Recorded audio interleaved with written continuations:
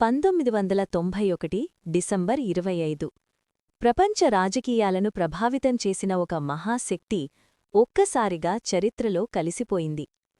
ఒకప్పుడు అమెరికాతో సమానంగా ప్రపంచాన్ని ప్రభావితం చేసిన సూపర్ పవర్ ఒకే రోజులో అంతమయ్యింది. ఆ దేశం పేరు యుఎస్ఎస్ఆర్. ఒకప్పుడు ప్రపంచంలో అత్యంత శక్తివంతమైన దేశాల్లో ఒకటి అయిన ఈ సమాఖ్య ఎందుకు కూలిపోయింది? ఎందుకు అది 15 వేరువేరు దేశాలుగా విడిపోయింది? ఈ కథను అర్థం చేసుకోవాలంటే మనం కొంచెం వెనక్కి వెళ్ళాలి.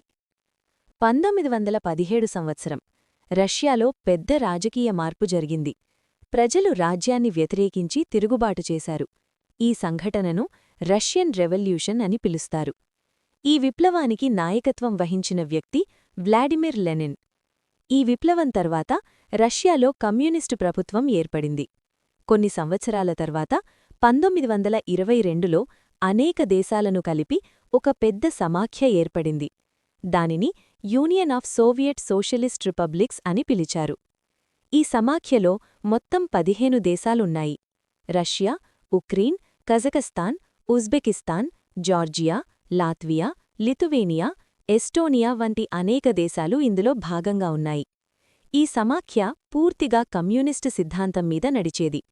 అంటే దేశంలోని పరిశ్రమలు, వ్యవసాయం, ఫ్యాక్టరీలు అన్నీ ప్రభుత్వ నియంత్రణలో ఉండేవి.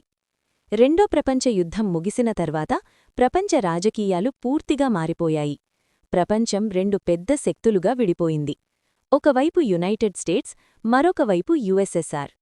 ఈ రెండు దేశాల మధ్య నేరుగా యుద్ధం జరగకపోయినా తీవ్ర పోటీ కొనసాగింది. ఈ పోటీని కోల్డ్ వార్ అని పిలుస్తారు. ఈ పోటీ కేవలం సైన్యంలో మాత్రమే కాదు, సాంకేతికతలో, అంతరిక్ష పరిశోధనలో, ఆర్థిక వ్యవస్థలో కూడా జరిగింది.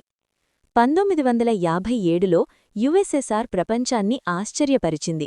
ఎందుకంటే అది ప్రపంచంలో మొదటి కృత్రిమ ఉపగ్రహమైన స్పుట్నిక్ 1ను అంతరిక్షంలోకి పంపింది. ఈ సంఘటనతో ప్రపంచం మొత్తం యుఎస్ఎస్ఆర్ వైపు చూసింది. కొన్ని సంవత్సరాల తర్వాత 1961లో మరో చారిత్రక సంఘటన జరిగింది.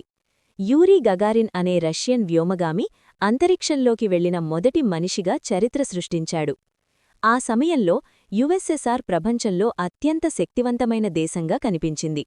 కాని బయటకు కనిపించిన ఈ శక్తి వెనుక అనేక సమస్యలు దాగి ఉన్నాయి. మొదటి పెద్ద సమస్య ఆర్థిక వ్యవస్థ. కమ్యూనిస్టు విధానం ప్రకారం ప్రభుత్వమే అన్ని పరిశ్రమలను నడిపేది. కాని పోటీ లేకపోవడంతో ఉత్పత్తి నాణ్యత తగ్గిపోయింది.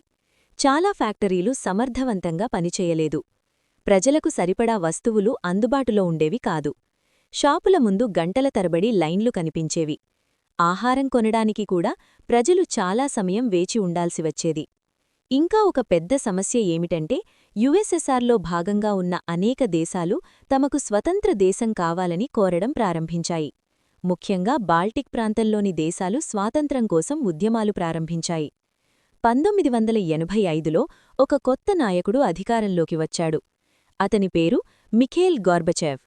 అతను దేశాన్ని బలపరచడానికి కొన్ని ముఖ్యమైన మార్పులు ప్రారంభించాడు.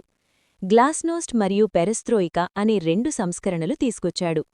గ్లాస్నోస్ట్ అంటే ప్రజలకు ఎక్కువ స్వేచ్ఛ ఇవ్వడం, పెరెస్త్రోయికా అంటే ఆర్థిక వ్యవస్థలో మార్పులు చేయడం. ఈ సంస్కరణల ఉద్దేశం దేశాన్ని బలపరచడం. కాని అనుకోకుండా ఇవి మరో సమస్యను సృష్టించాయి. ప్రజలు ఇప్పుడు మరింత స్వేచ్ఛ కోరారు. యుఎస్ఎస్ఆర్లోని అనేక దేశాలు తమకు స్వతంత్ర దేశం కావాలని బహిరంగంగా డిమాండ్ చేయడం ప్రారంభించాయి. 1991 నాటికి పరిస్థితి పూర్తిగా మారిపోయింది. అనేక రాష్ట్రాలు స్వాతంత్ర్యం ప్రకటించాయి. రాజకీయ సంక్షోభం తీవ్రంగా మారింది.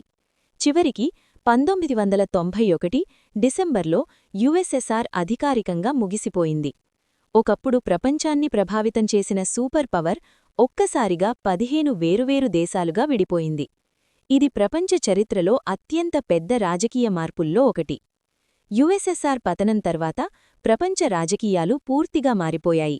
అమెరికా ఒక్కటే ప్రధాన సూపర్ పవర్గా మిగిలింది.